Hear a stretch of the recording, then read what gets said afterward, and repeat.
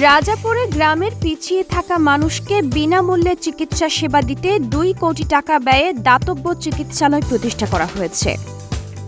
হারুনুর রশিদ মৃধার প্রতিবেদনে দেখুন বিস্তারিত। গত ২০ জানুয়ারি মঙ্গলবার ফেনীর দাগনভূঞা উপজেলার রাজাপুর ইউনিয়নের বানাপুকুর এলাকায় প্রধান অতিথি হয়ে তিসমা জাইমা দাতব্য চিকিৎসালয় এবং ডায়াবেটিস কেয়ার সেন্টারের উদ্বোধন করেছেন সাবেক সচিব ও জাতীয় রাজস্ব বোর্ডের প্রাক্তন চেয়ারম্যান বদিউর রহমান।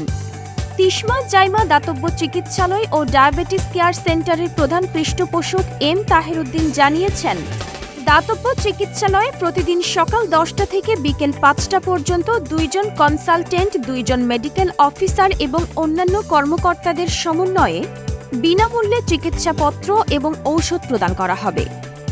১৩% জায়গায় ২ কোটি টাকা ব্যয়ে এই প্রতিষ্ঠানটি চালু করা হয়েছে। ভবিষ্যতে প্রতিষ্ঠানটিকে মেডিকেল কলেজে রূপান্তরিত করার প্রত্যাশা ব্যক্ত করেছেন তিনি।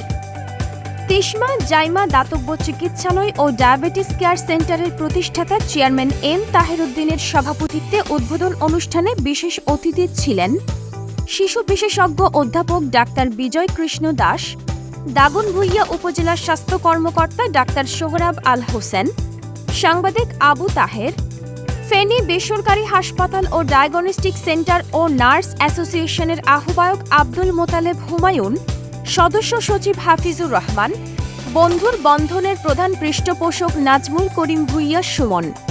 স্বাগত বক্তব্য রাখেন সহকারী অধ্যাপক আব্দুল হাইয়ুম জুয়েল, সমাজসেবক তাজুল ইসলাম, হোম প্লাসের এমডি আবু সুফিয়ান মাসুম, বন্ধুর বন্ধনের সভাপতি জি এম তাজউদ্দিন পলাশ, জি এম মজুমদার, সাংবাদিক মোহাম্মদ আবু তাহের ভূঁইয়া। অনুষ্ঠানে বিভিন্ন শ্রেণী পেশার গণ্যমান্য ব্যক্তিবর্গ উপস্থিত ছিলেন।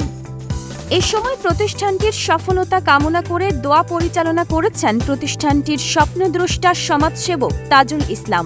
সেবার লক্ষ্যে ন্যায়ের পক্ষে Feni post. Like, comment, share দিয়ে ফেনী পোস্টের সঙ্গেই থাকুন। ধন্যবাদ।